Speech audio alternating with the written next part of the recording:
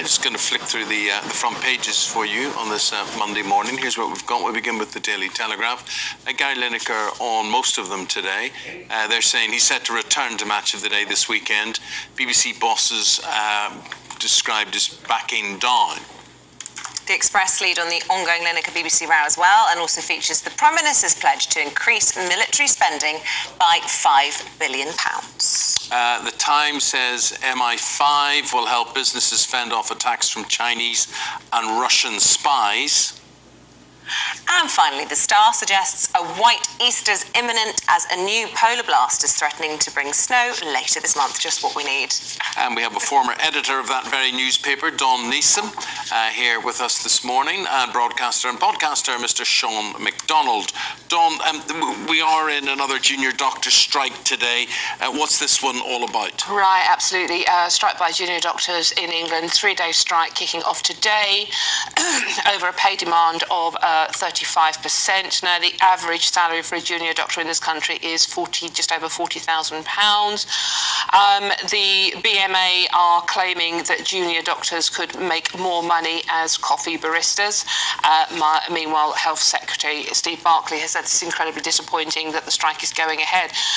Mr. Barclay evidently made a formal approach to the BMA, the doctors' union, to sort the issue out before it got this far, and the BMA is saying it was too little too late, and we are calling our doctors out, and they should be on strike. Now, the BMA is saying that this will not affect treatment, but seeing as they are, let me see, sort of like such a high percentage of the medical workforce are half the medical workforce are junior doctors. How can this not affect people's treatments? It's going to. And while I do support people's right to strike, this is going to have an effect on people's healthcare when we're already in a healthcare crisis with so many people on waiting lists. Well, it's interesting. The BMA this morning going further than saying that it will be safe. They're saying it could be safer than normal for patients today. How? They're saying that actually the dangers faced by patients will be the same danger that occurs every day. It's a scandal that 300 to 500 patients are dying each week in the current health service because of chronic underfunding. So it's ridiculous pay demand, 35%, and they're not going to get it, obviously. But how is paying the junior doctors we already have 35% extra going to help with funding the rest of the NHS? It's surely going to take money away from other services. Don, what I've never understood throughout my whole journalistic career, and you will be exactly the same, we just hear about how being a junior doctor, you're so overworked, days on end without sleep, and the rate of pay very, very low for what they're trained to do. Why, as a country, why should we be proud of that? I mean, I'm saying, who gets a kick out of that? Governments who don't train doctors, governments who don't respect doctors, and I mean successive governments. I'm not just talking about the present incumbents there. But I just don't understand how, as a society, anyone gets a kick out of making doctors suffer. Well, it shouldn't be the case, should it? In an ideal world, no one should be working the ridiculous chronic hours that we do hear about. And it's, as you say, it's not a matter of pride that we're working our staff into the ground like we seem to be doing. But the whole system obviously needs a complete overhaul. But as I said, what annoys, this is sort of like emergency services are going to be affected today as well. Like with the previous nurses' strike, we were told that emergency But how else do they get their claim across? Well, this has to, but the fact that the two sides don't even appear to be talking to one another, surely it has to be a starting point. What I'm saying is somebody needs to show them some respect. Yes. Basically, I look at something like that and I think, I was too stupid to be a doctor. I'd love to have been a doctor. But I just don't understand why there's certain people, the legal people for the public prosecution department, they're not regarded as having any skill at all as well. It just is very, very strange how some professions seem to be despised. Yeah, and I think it's ridiculous. I think, demonising the people on the front line of the NHS is profoundly wrong. However, as I said, we have got so many people on waiting lists at the moment. A member of my own family is waiting for cancer treatment, and they've had 2 appointments cancelled. Yeah, but if there was no doctor to do it there in the first place, I totally get that.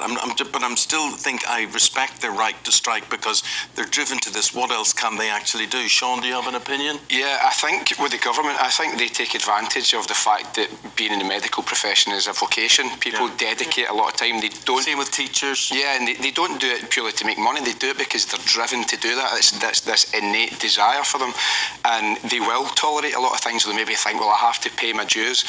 I mean, it is an unenviable position to be in, I think, if you're the person who's trying to resolve this, because I think for the continuity of society, you cannot have doctors walking out en masse, but we also can't have them working in unsustainable sort of environments and workloads. I think they're going to have to come to a resolution double quick time, because it's not fair that people like your family member or anybody else are having their health put at risk through no fault of their own. These people pay their taxes and they should be able to access these services.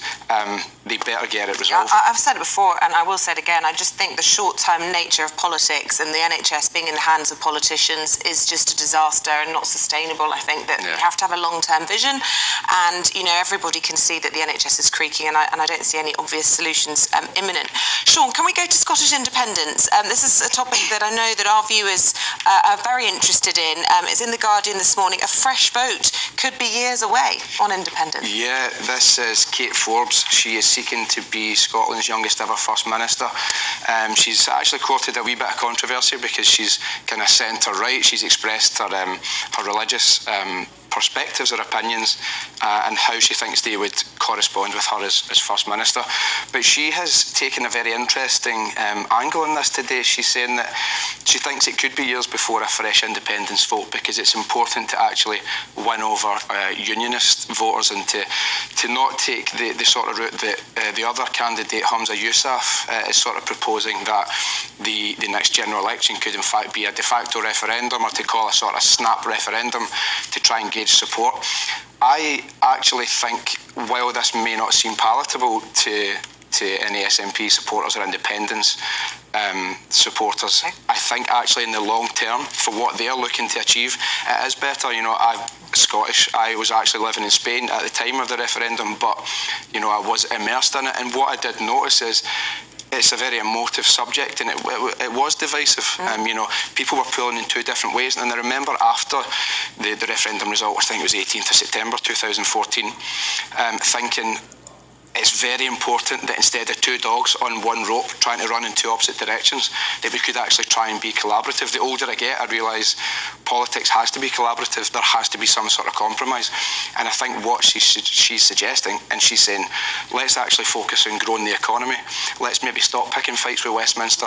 Let's stop causing. I mean, the arguments are daily. If you're in the sort of Scottish bubble, it's a daily argument, and it has been for years. And that's fine, because that's our country, and we should have these debates. But I think it's a great point.